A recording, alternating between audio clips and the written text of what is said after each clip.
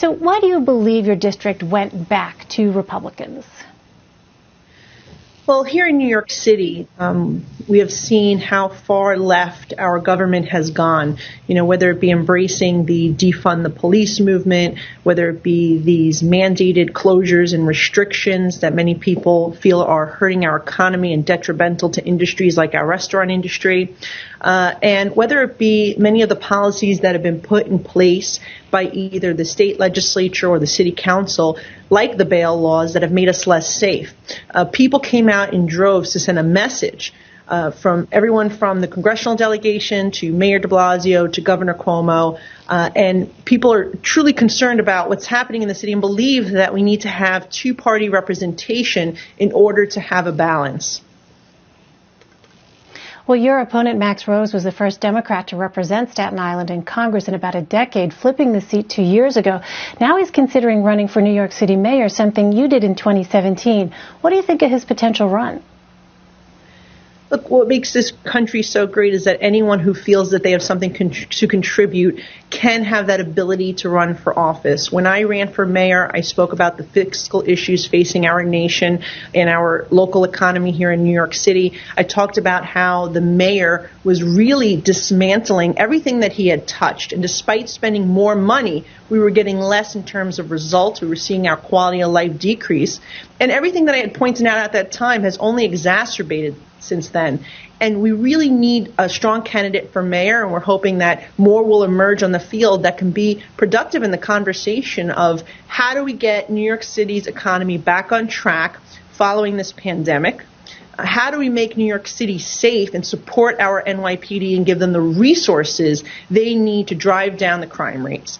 And how do we address this issue of property taxes skyrocketing under Mayor de Blasio? I had put forth a proposal to cap property taxes, to also keep spending steady. As you know, this mayor has increased spending significantly during his time, which has certainly put a lot of pressure on the taxpayers. But the worst part of it all is that despite all this increased spending, there aren't results. Things have not gotten better. So we do need a mayor who's going to come in, and I don't know who that candidate will be, but we do need a candidate who's going to address all those issues.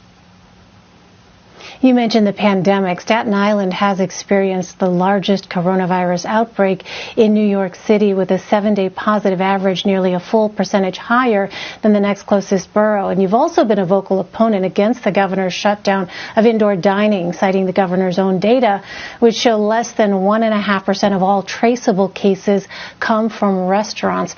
Representative-elect, what do you think needs to be done to stop the spread? Well, first of all, if you look at the statistics of what the contact tracers have been able to identify, it's that a majority of these cases are becoming positive in the home. That means people are going home, perhaps not knowing that they have this virus, and when you're home, you are lax, you're with your family, you're with your loved ones, you may be taking off your mask, you're not socially spreading or being as cautious as you would out in the community. And so I think it's very important for people to understand that that spread is taking place in living rooms, so that way they understand that they need to take more precaution and be more vigilant when they're at home. Perhaps you don't dine in the same room with your loved one if they're feeling that they may have symptoms, and make sure they get tested. And if they are positive, you've got to make sure that they're quarantining in a separate room and that there's some type of barrier, or wear your masks when you're around them. Look, when I'm with my parents, I wear my mask. I eat in a separate room because they are vulnerable and they are elderly. And I want to take that extra precaution. So people just need to have this information so they can make important decisions for themselves and their loved ones. The fact that the governor is focusing on restaurants where you're only seeing a 1.43% infection rate, shutting down an entire industry, is only going to drive more people to now congregate and hang out, perhaps invite people over to their homes where we are actually seeing the spread. So I'm concerned about that, and I think this is really about educating the public about what their options are. We know more about this virus now than we did 6 months ago. This week, thankfully, we started administering the vaccination to our most vulnerable and the frontline workers, and we're going to continue that process. But, of course, we need people to practice the safety measures put in place by CDC to protect ourselves and our loved ones. But no, I do not agree with the governor shutting down an entire industry and putting thousands of people out of work, particularly when the metrics show that that's not the cause of the spread. I want to ask you about a local story that has developed in your district. You have vocally supported small business owners and law enforcement, and a centerpiece of your campaign was your opposition to calls to defund the police.